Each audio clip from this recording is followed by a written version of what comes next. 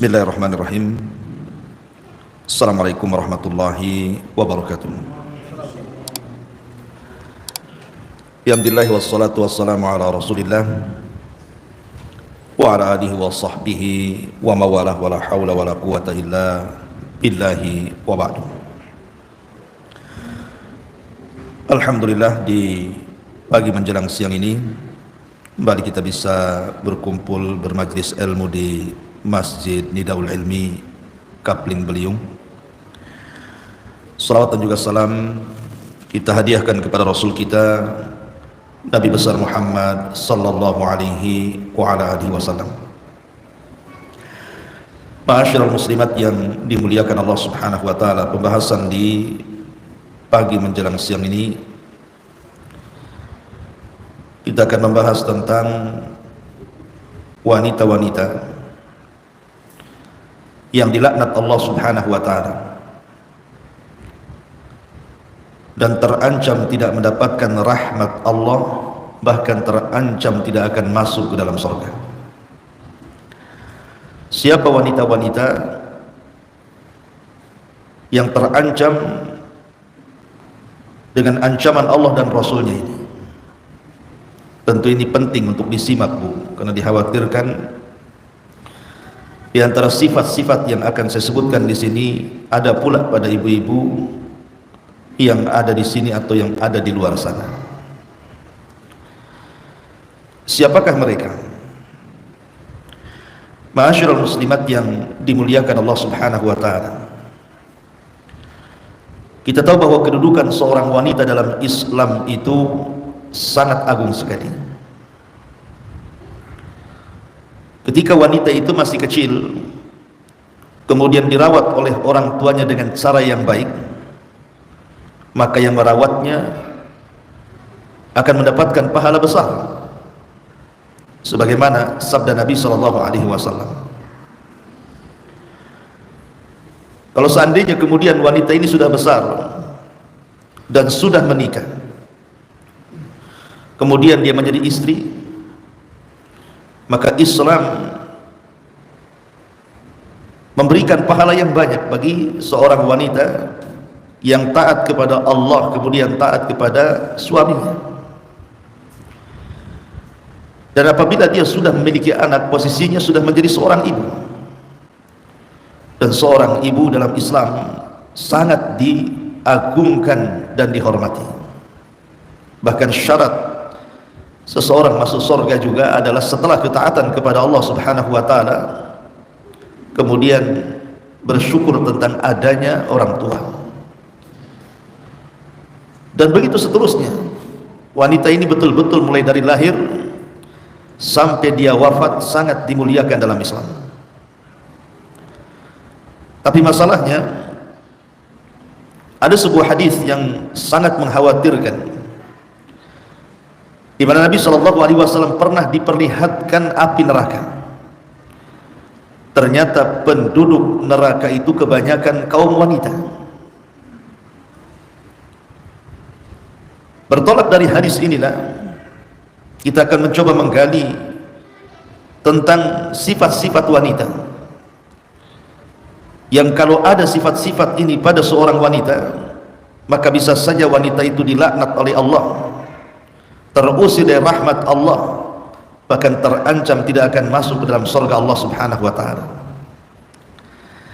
Ma'asyiral muslimat yang dimuliakan Allah Subhanahu wa taala, tidak memperpanjang mukaddimah, karena sifat-sifat ini akan banyak kita sebutkan, hampir 30 lebih sifat wanita-wanita yang terancam dengan ancaman Allah dan Rasulnya ini.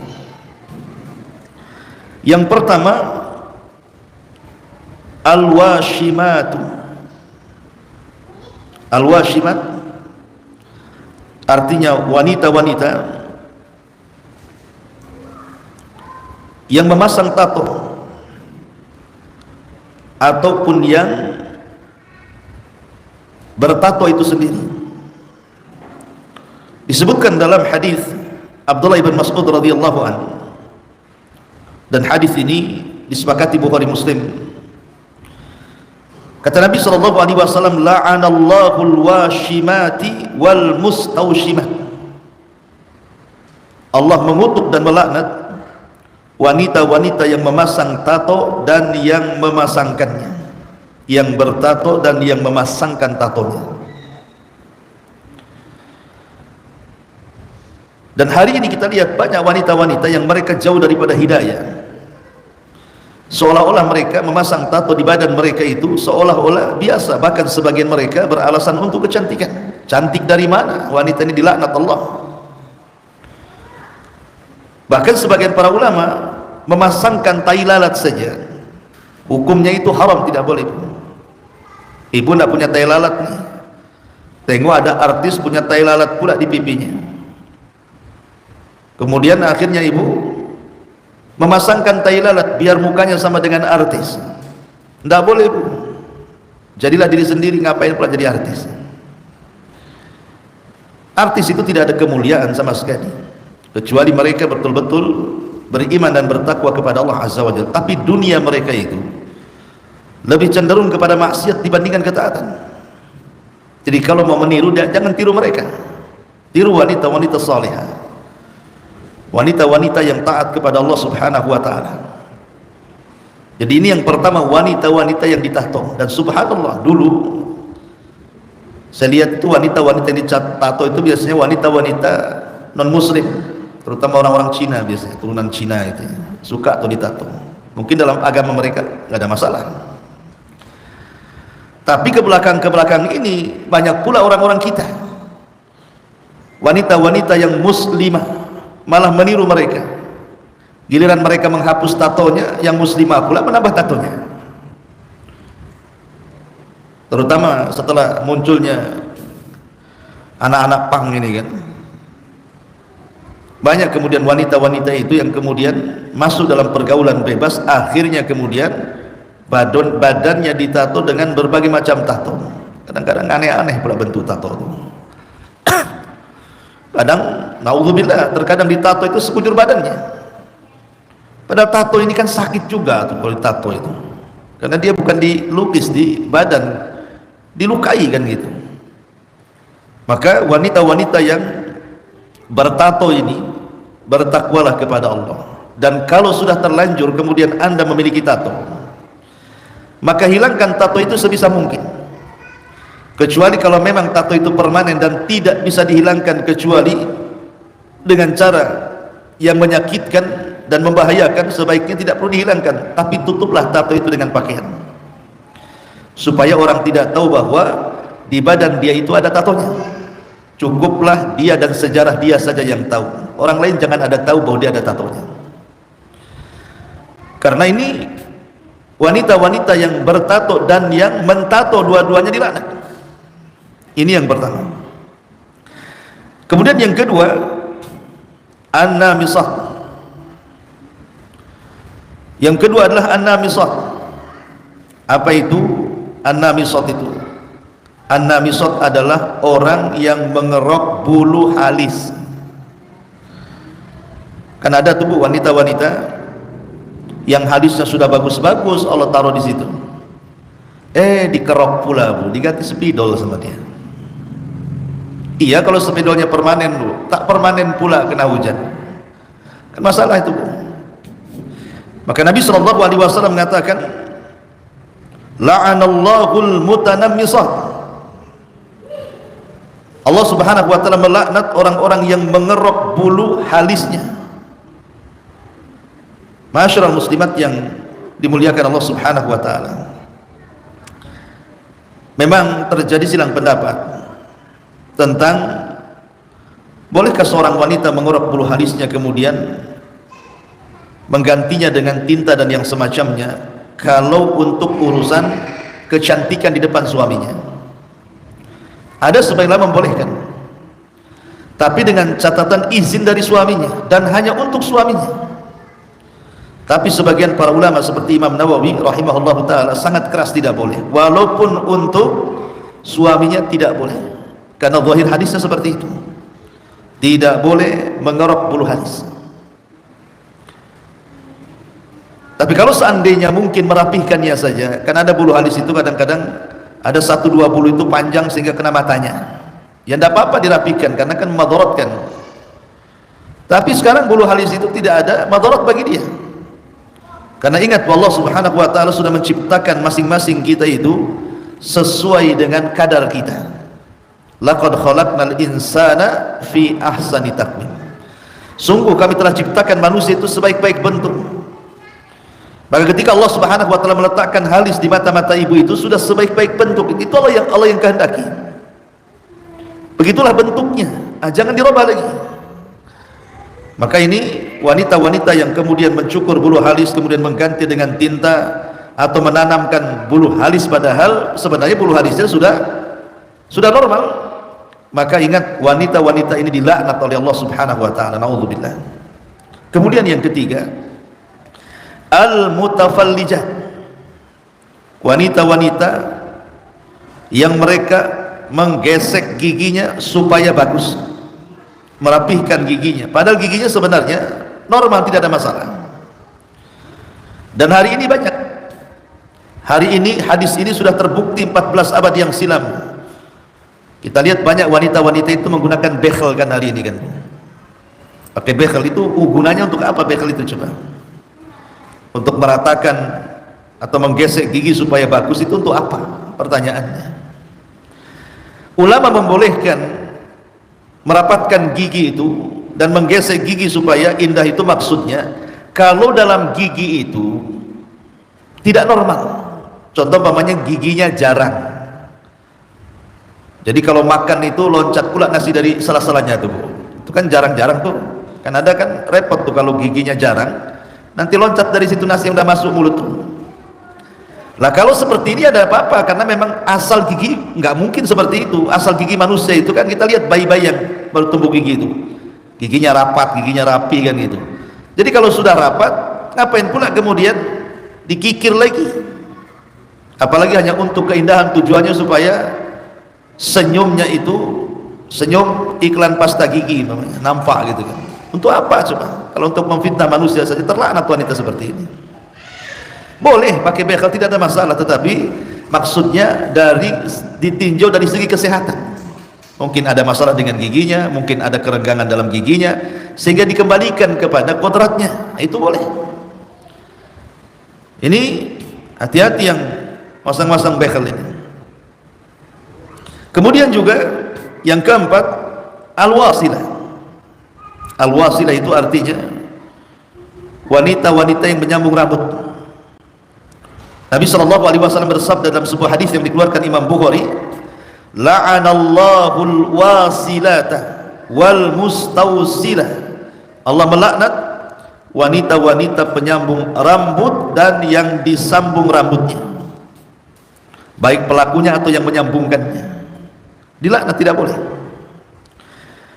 Saya ingat dulu Bu, masa-masa saya masih kecil ya, yang namanya rambut di zaman itu dijual belikan, terutama rambut wanita yang panjang-panjang itu kalau ke salon dicukur itu bisa dijual tuh rambut itu. Saya heran juga kan, rupanya rambut-rambut itu dibentuk kembali kemudian digunakan untuk gelung. Ya biasanya untuk gelung di atas rambutnya, dibentuk kemudian diletakkan di atas kepala. Itu zaman dulu ya. Tapi zaman sekarang tidak, karena sudah ada rambut-rambut palsu, rambut-rambut palsu yang kemudian diletakkan di kepala dan warnanya macam-macam tuh. Ada yang merah, ada yang hijau, ada yang macam-macam, kepalangi kan Bu ya, semua ada di kepala tuh. Bahkan ada yang betul-betul disambungkan dengan rambutnya, alasannya untuk kecantikan. Ya memang wanita perlu cantik, tetapi kecantikan seorang wanita itu dilihat dari unsur syariat, bukan unsur hawa nafsu. Maka hati-hati, jangan menyambung rambut, kecuali kalau memang ada madaratnya. Contoh umpamanya ada seorang wanita botak, dia tidak keluar rambut, sementara kodratnya seorang wanita itu kan cantik karena rambutnya, maka itu darurat kan gitu ya, karena kalau dia botak tidak punya rambut kan tidak tampak kecantikannya. Maka mungkin dalam posisi seperti ini ad-daruratu tubihul mahdurah, Perkara-perkara yang darurat itu boleh saja membolehkan, yang dilarang. Tapi sekarang rambut dia sudah bagus, sudah cantik, ngapain pula kemudian disambung-sambung? Maka wanita-wanita yang menyambung rambut itu terlaknat dalam hadis ini. Ini yang keempat. Kemudian yang kelima, al-mar'atus sakhit zawjuha 'alaiha, wanita yang membuat murka suaminya.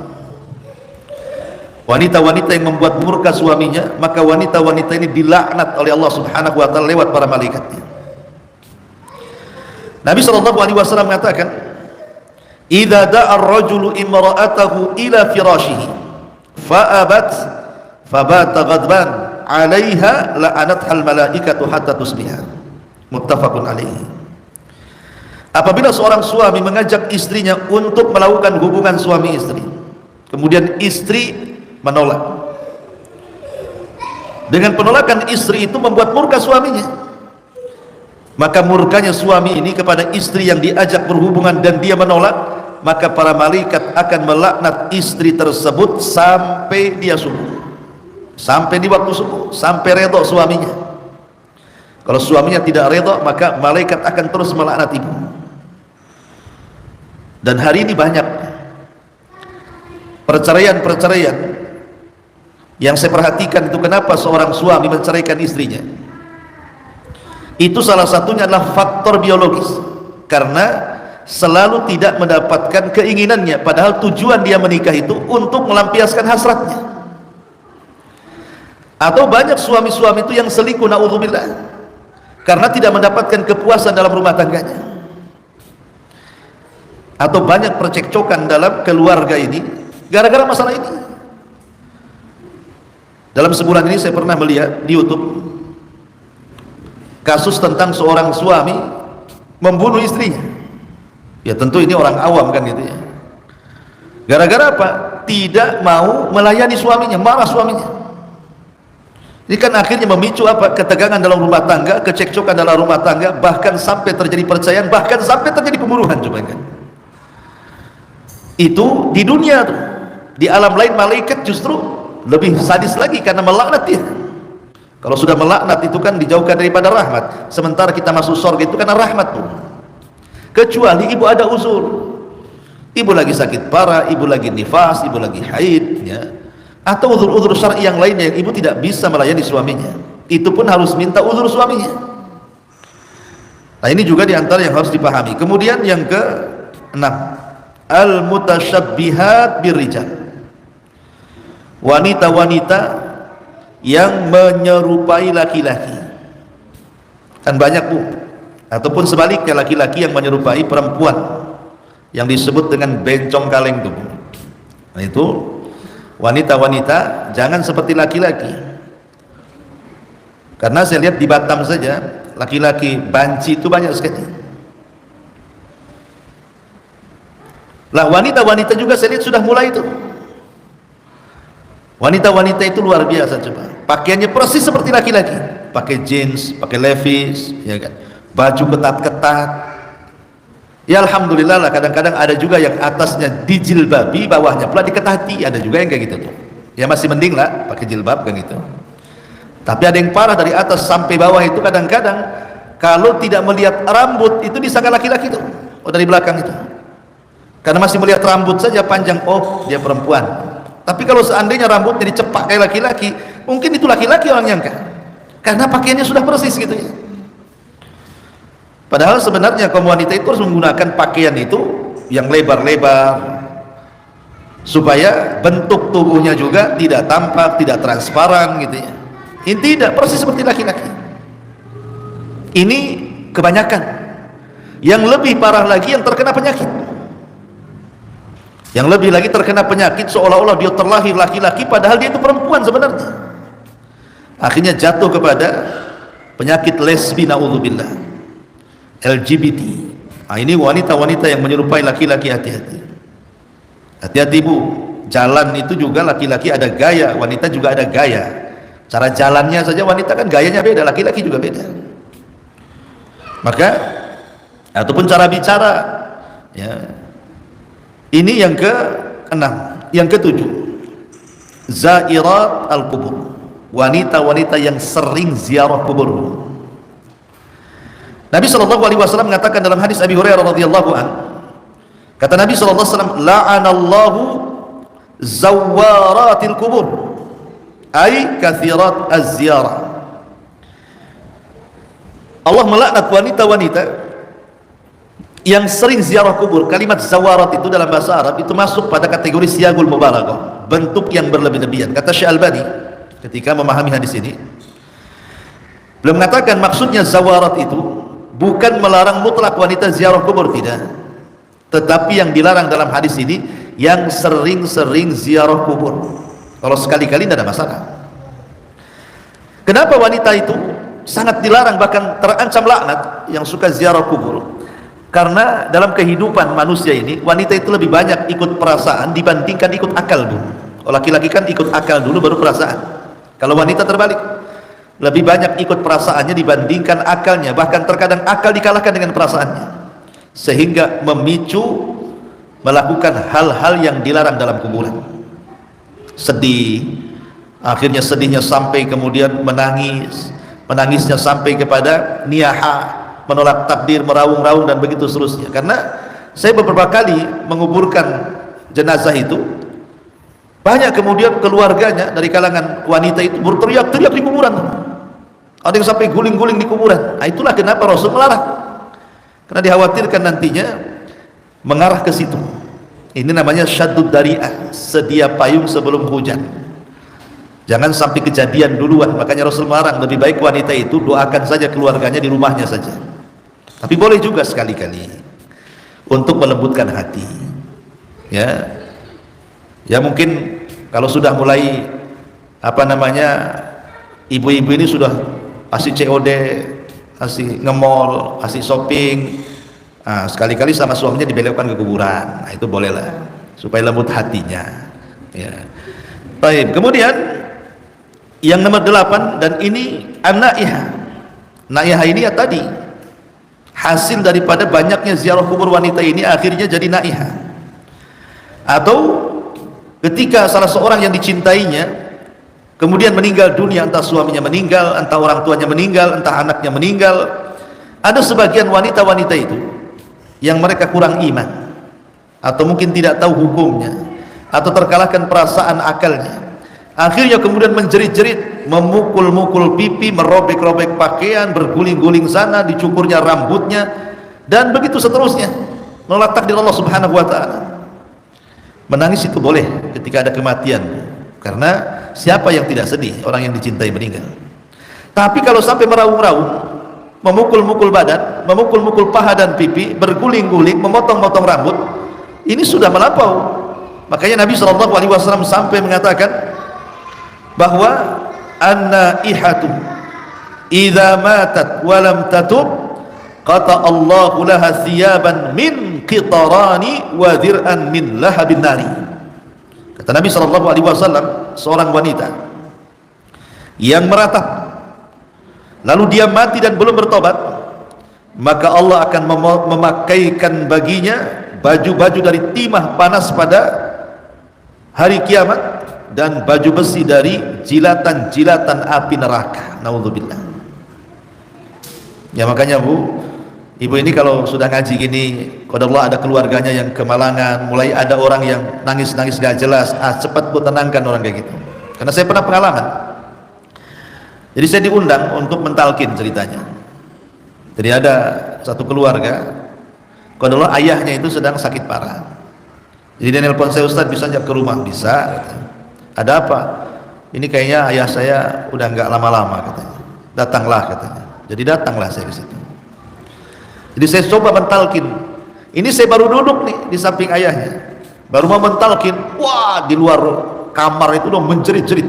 Bahkan ada satu anaknya itu yang perempuan itu sudah nggak punya malu, beguling sana beguling sini sampai pakainya terbuka, auratnya nampak. Akhirnya ditenangkan, dimasukkan ke dalam kamar, dikunci dari luar. Tetap dia menjerit-jerit. Ini bapaknya belum mati, masih koma gitu ya. Allah takdirkan setelah saya talkin, memang dia mengucapkan kalimat la ilaha illallah, tapi tak jadi mati pula tuh bapak tuh. Ini udah jerit-jerit anaknya, udah guling-guling, rupanya Allah takdirkan dia sembuh. tak jadi mati. Ya, Allahu alam sekarang gimana. Tapi kan ini belum meninggal padahal. Ada kejadian seperti itu, naudzubillah. Karena ini perkara jahiliyah, tidak boleh. Nabi yang mengatakan arba'un fi ummati min amril jahiliyati la yatrukuhun, kata Rasul. Ada 4 perkara khasnya orang jahiliyah. Apa itu? Al-fakhru bil ahsab, wa ta'nu fil ansab, wal istisqa'u bin nujum, wan niyahatu 'alal mayyit. Membanggakan jasa, kelebihan, kehebatan nenek moyang, mencela nasab garis keturunan, menisbatkan hujan kepada bintang tertentu, dan meratapi mayat. Ini bagian daripada perkara jahiliyah. Maka tirulah seorang wanita di zaman Nabi SAW, namanya Ummu Sulaim, istri daripada Abu Talha. Jadi ketika Abu Talha ini pergi, Bu, Allah takdirkan Abu Umair, putranya yang masih kecil belum balik, itu meninggal. Lah suaminya tidak tahu karena sedang safar. Yang tahu Ummu Sulaim, ibunya. Akhirnya keluarga Abu Talha menangis di rumah itu. Apa kata Ummu Sulaim? Keluar kalian. Siapa yang menangisi kepergian putraku, keluar dari rumah ini. Jangan satu atap denganku. Bayangkan bagaimana tegarnya Ummu Sulaim menghadapi kematian putranya Abu Umair. Jadilah wanita-wanita seperti Ummu Sulaim. Kemudian yang selanjutnya adalah yang 9, al-muhallalalahu atau al-muhallalalahu, orang yang minta dihalalkan padahal tidak halal. Maksudnya apa? Maksudnya begini, ini diambil dari hadis Nabi SAW. La'ana Rasulullah SAW al-muhallil wal-muhallalalahu. Rasul melaknat al-muhallil, laki-laki yang menikahi seseorang wanita dengan tujuan agar perempuan itu dibolehkan menikah kembali dengan suami yang pertama. Atau muhallalalahu, laki-laki yang menyuruh muhallil untuk menikah bekas istrinya agar istrinya bisa kembali kepada dirinya. Maksudnya gini, Bu. Ada suami yang sudah menceraikan istrinya talak 3. Talak itu kan 2 kali yang boleh rujuk. Talak, rujuk. Habis itu talak lagi, rujuk lagi. Kalau sudah ketiga kali, maka tidak boleh rujuk. Sampai si istri menikah lagi dengan orang lain, kemudian orang lain menceraikannya, baru boleh dinikahi lagi oleh suami pertamanya. Tapi ada laki-laki itu, Bu, yang mungkin tergesa-gesa menceraikan istrinya sampai 3 kali. Kemudian dia nyesel, ingin kembali tapi tidak bisa, karena harus menikah lagi dengan orang lain. Akhirnya kemudian dia bayar orang supaya menikah dengan istrinya, pagi akad, malam minta diceraikan. Dan itu banyak sinetron sandiwara kayak gini, Bu. Saya bayar kamu 50 juta, nanti pagi kau nikah dengan mantan istri saya, tapi malam kau ceraikan dia. Akhirnya menikah, betul, paginya akad, malamnya diceraikan, supaya si wanita itu bisa balik ke suami yang pertama. Kan itu syaratnya seperti itu kalau sudah talak 3. Maka Nabi SAW melaknat, tidak boleh melakukan hal yang seperti ini. Dan wanita itu juga dilaknat, nggak boleh.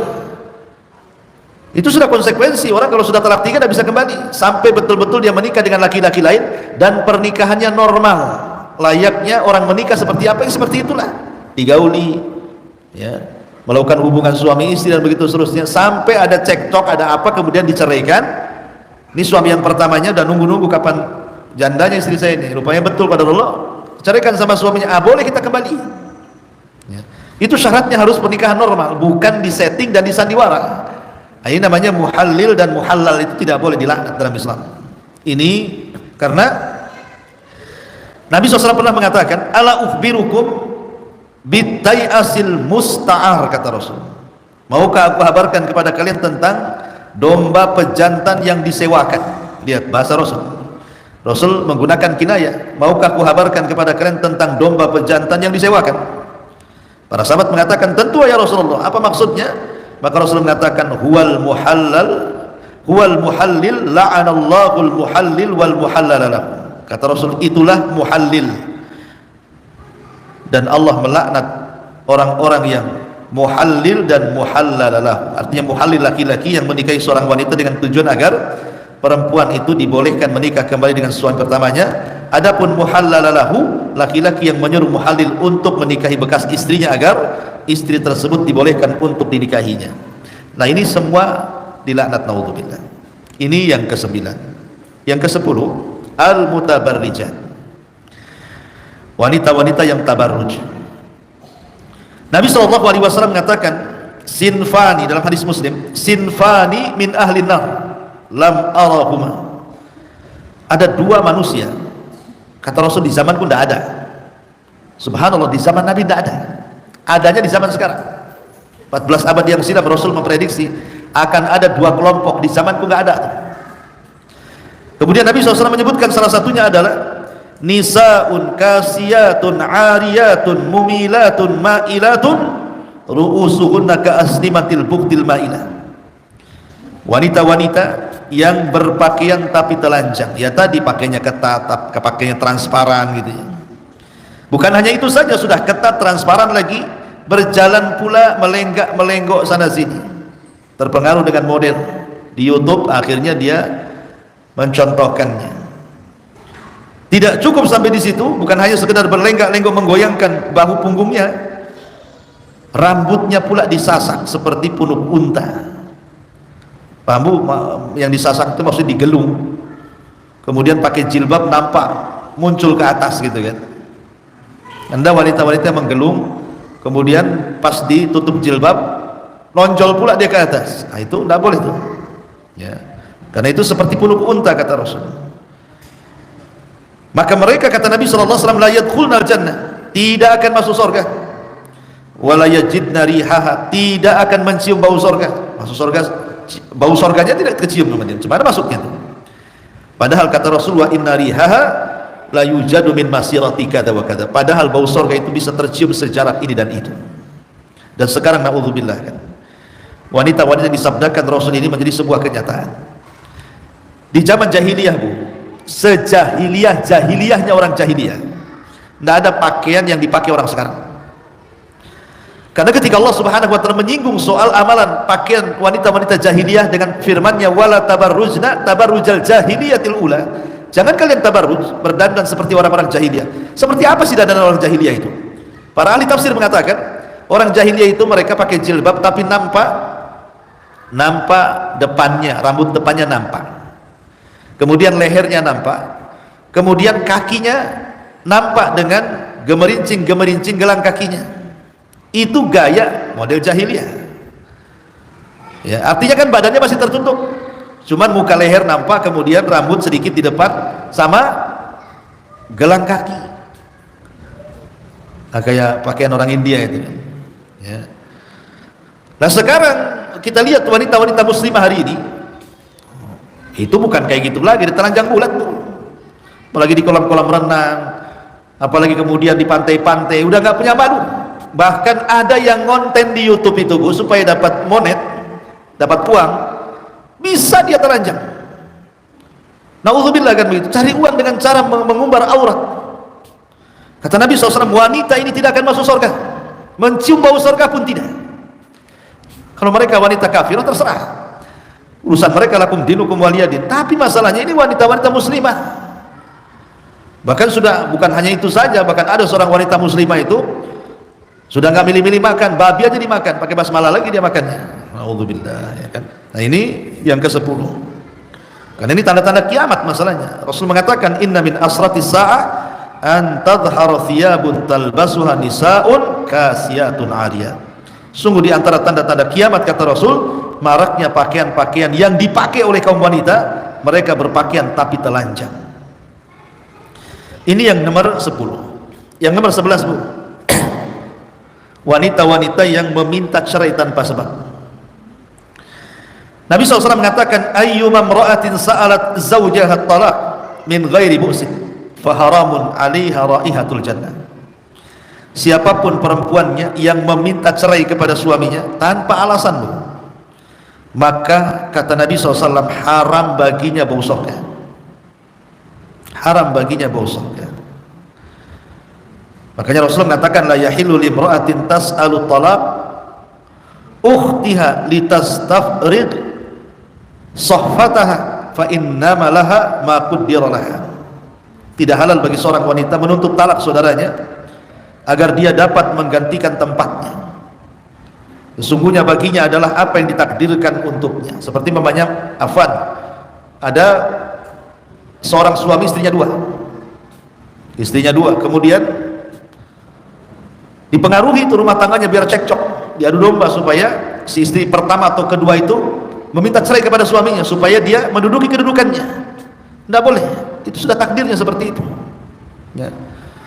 Maka ini kalaupun terjadi seperti itu, apalagi tidak berpoligami, ibu satu-satunya istri suami, hanya gara-gara masalah sepele tiba-tiba minta cerai, boleh minta cerai, tidak dilarang.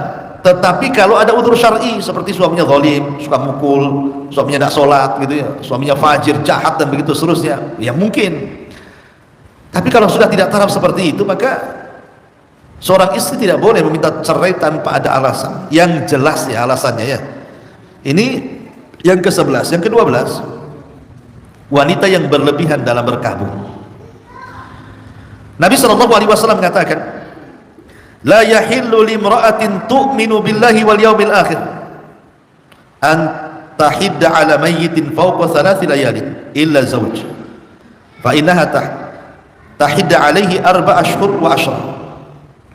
Tidak halal bagi seorang wanita yang beriman kepada Allah dan hari akhir berkabung atas kematian keluarganya lebih daripada 3 hari, kecuali yang meninggal suaminya, maka boleh dia berkabung selama 4 bulan 10 hari.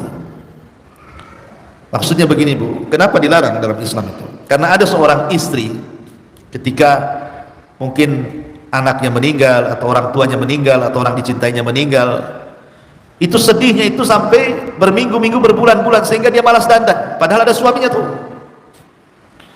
Akhirnya dengan berkabungnya itu dia abaikan hak yang wajib kepada suaminya. Makanya kenapa Rasul membatasi 3 hari saja boleh berkabung itu, habis 3 hari dandan lagi untuk suaminya, layani lagi suaminya, jangan berlarut dengan kesedihannya. Walaupun yang meninggal itu orang tua atau anak gitu kan, cukup 3 hari saja, karena ada hak yang lebih besar yang ibu harus tunaikan. Ibu harus melayani suami, jangan asik terus kemudian terlena dengan kesedihan, karena ibu akan melalaikan hak sebagai istri, itu masalahnya. Yang kedua juga berkabung bisa menjadikan niyah tadi, menolak takdir, meratapi mayat, itu dikhawatirkan. Ini yang ke-12. Kemudian yang ke-13, wanita-wanita yang mempercayai Dajjal. Maksud Dajjal di sini dukun-dukun, paranormal, bomo-bomo, ya, tukang nujum, ahli ramal, dan begitu seterusnya. Nabi SAW mengatakan, man ata arrafan fasa'alahu an syai'in fasaddaqahu lam tuqbal salatuhu arba'ina yawman. Barang siapa yang mendatangi tukang tanung, dukun, tukang ramal, bomo, dan yang semacamnya, kemudian bertanya sesuatu, belum membenarkan nih, baru bertanya aja nih, maka sholatnya tidak akan diterima selama 40 malam yang ke belakang. 40 hari kita sholat ditolak gara-gara datang ke dukun. Dan biasanya yang banyak datang ke dukun itu perempuan ya, ingat, yang banyak datang ke dukun itu perempuan, sembunyi-sembunyi dia datang ke dukun. Kadang-kadang biasanya datang ke dukun itu kan macam-macam tujuannya Bu. Ada yang ingin cantik, akhirnya minta dipasangkan susu. Zaman dulu ya, zaman sekarang nggak tahu lah. Biar cantik katanya, datang ke dukun. Atau yang datang ke dukun sakit hati, gara-gara disakiti orang, datang ke bah dukun, bah santet dia bah, buat dia mati bah. Atau gara-gara masalah urusan rumah tangga tuh, masalah rumah tangga, akhirnya ibu datang ke dukun pelet gitu ya, biar suaminya itu nempel kayak perangko aja. Atau sebaliknya, biar suaminya benci supaya cepat diceraikan karena sudah ada yang kedua ya. Macam-macam kan Bu. Tapi kebanyakan orang datang ke dukun itu jarang laki-laki. Laki-laki ada juga kedua, tapi kebanyakan perempuan biasanya. Laki-laki kalau datang ke dukun itu nyari nomor togel biasanya. Tapi kalau perempuan datang ke dukun itu macam-macam tuh. Makanya kenapa dukun juga banyak perempuan. Sekarang kan banyak tuh dukun-dukun apa tarot tuh, apa itu kartu-kartu itu kan, itu perempuan, peramal-peramal tidak jelas tuh. Nah sekarang pula dukun-dukun ini dapat panggung pula sekarang di tengah-tengah masyarakat, masuk televisi, punya channel YouTube, banyak pula penggemarnya. Na'udzubillah, na'udzubillah. Dukun itu dajjal, mereka penyembah iblis. Maka ibu jangan percaya dengan dukun dan jangan pergi ke dukun ya. Masyarul muslimat yang dimuliakan Allah Azza wa Jalla, ini yang ke-13. Yang ke-14, wanita-wanita yang mereka keluar rumah memakai harum-haruman atau parfum kelewat batas, sehingga parfumnya ini tercium jarak sekian-sekian oleh laki-laki, akhirnya terfitnah. Dan ini berdasarkan hadis Nabi sallallahu alaihi wasallam, ayyuma imra'atin ista'tarat thumma kharajat famarrat ala qaumin liyajidu rihaha fahiya zaniyatun kullu ainin zaniyah. Wanita mana saja yang memakai wewangian lalu ia keluar dan melewati para laki-laki sehingga tercium sebagian dari wanginya, maka wanita itu dikategorikan wanita pezina, dan setiap mata yang melihatnya juga mata-mata pezina. Naudzubillah. Dan ada tuh wanita-wanita memang keluar tujuannya untuk itu, ya, berdandan ala jahiliyah, kemudian disemprotkan minyaknya hampir 1 tabung habis gitu ya, kemudian keluar rumah terfitnah, ini bawa apa ini kan. Maka ingat, wanita ini dikategorikan wanita pezina, dan yang melihatnya juga dikatakan laki-laki pezina. Naudzubillah. Ini yang ke-14. Yang ke-15, wanita yang safar tanpa mahram. Wanita yang safar tanpa mahram. Nabi SAW mengatakan, la yahillu limra'atin tu'minu billahi wal yawmil akhir an tusafira yawman wa laylatan laisa ma'aha dhu mahram. Tidak halal bagi seorang wanita yang beriman kepada Allah dan hari akhir bersafar sehari semalam tanpa disertai mahram. Ya. Ini hujan kita cukupkan sampai nomor 15 separuh ya. Nanti separuhnya kita lanjutkan minggu depan karena suara juga nggak bisa dengar ya. Subhanallah bihamdika asyhadu an la ilaha illa anta astaghfiruka wa atubu ilaik. Allahu ta'ala alam. Assalamualaikum warahmatullahi wabarakatuh.